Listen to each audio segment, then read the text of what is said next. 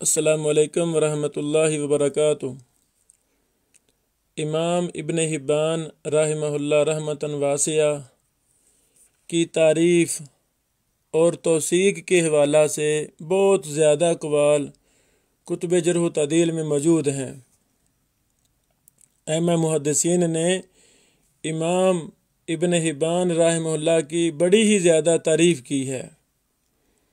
اس lecture میں ہم چند حوالے پیش کرنا چاہتے ہیں۔ امام خطیب بغدادی رحمہ اللہ نے کہا ہے کان ثقۃ ثابتا فاضلا فہما، اللہ اکبر۔ آپ ثقہ تھے، ثبت یہ بھی ثقہ کے معنی میں ہی ہے، بہت پختہ تھے، ثبت تھے، فاضل تھے، فہمن بڑے دنا تھے، اللہ اکبر۔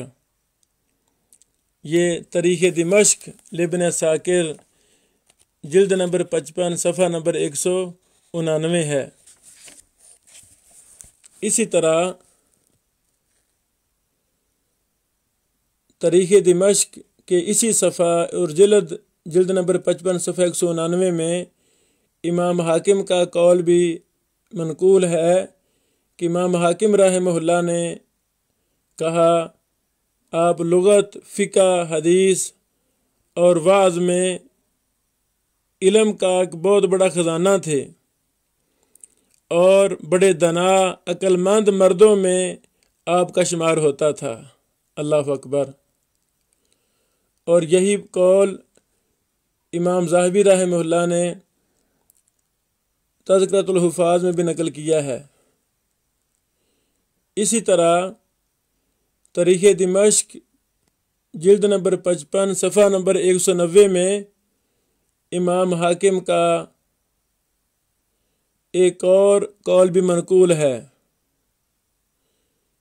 اس کا خلاصہ یہ ہے کہ امام ابن حبان کبیر فی العلوم، علم میں بہت بڑے تھے، اللہ اکبر۔ آپ کے فضیلت اور آگے تقدم کی وجہ سے لوگ آپ پر حسد کرتے تھے، سبحان اللہ۔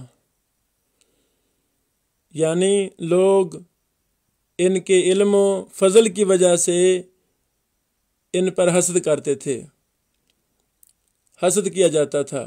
تاریخ دمشق جلد نمبر 55 صفحہ نمبر 190 ہے۔ امام ذہبی رحمہ اللہ نے جیسا کہ ہم نے تذکرۃ الحفاظ سے نقل کیا کہ انہوں نے الحافظ، الامام، العلامہ کا درجہ دیا ہے، اور اسی سے ملتا جلتا سیر اعلام نبلا جلد نمبر 16 صفحہ نمبر 93 میں لکھا ہے امام ذہبی رحمہ اللہ نے کہ الامام، العلامہ، الحافظ، المجود شیخ خراسان، سبحان اللہ۔ یعنی یہ امام تھے، علامہ، حافظ تھے، مجود تھے، شیخ خراسان تھے، خراسان کے شیخ تھے۔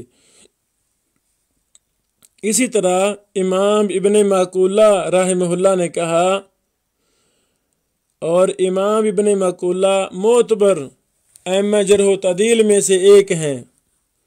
بعض نے اعتراض کیا، اس پر ہمارا مستقل لیکچر ہمارے یوٹیوب چینل پر موجود ہے کہ امام ابن معقولہ رحمہ اللہ پر اعتراض بے جا ہے، فضول قسم کا اعتراض ہے۔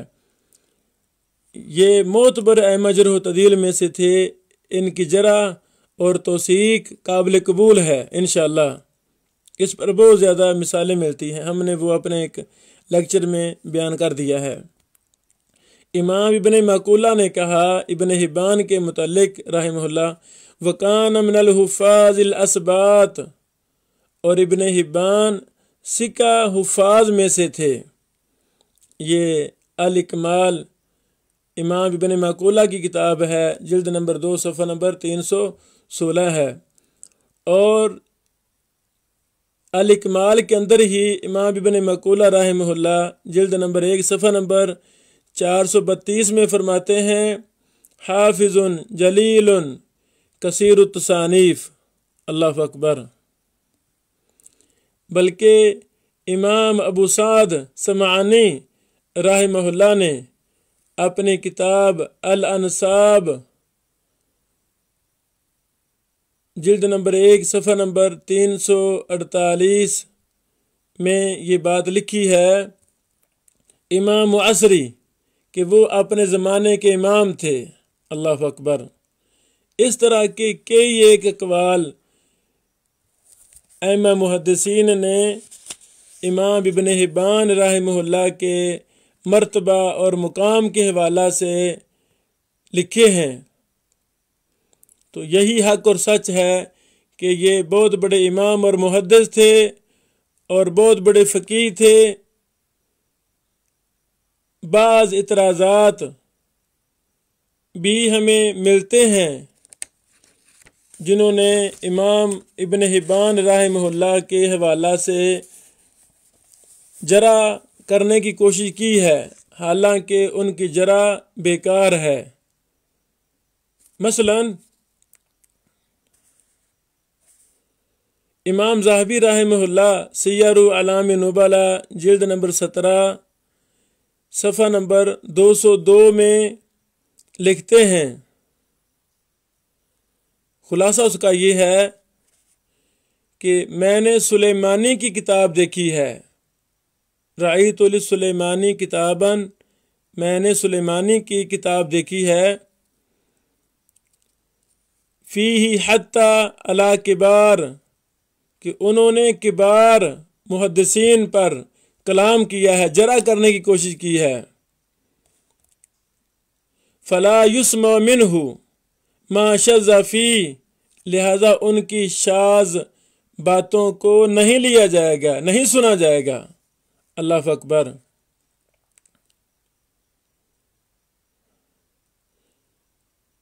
تو یعنی اس کتاب، جس کتاب پر امام ذہبی رحمہ اللہ نے تبصرہ کیا ہے، اس طرح کی کتب میں چند ایک حوالے بعض پیش کرتے ہیں، حالانکہ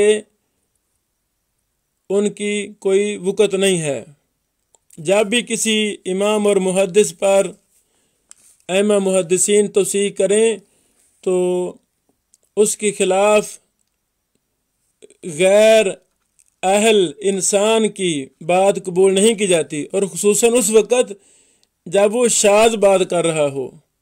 تو امام ابن حبان رحمہ اللہ پر بھی جس نے کوئی کلام کیا ہے ایک آدھے نے، ان کی کوئی حیثیت نہیں ہے۔ مزید ہم اگلے لیکچر میں انشاءاللہ العزیز اعتراضات کے دفاع پر ایک مفصل لیکچر دیں گے، اس میں ہم تمام کی تفصیل بیان کریں گے۔ بارک اللہ فیکم۔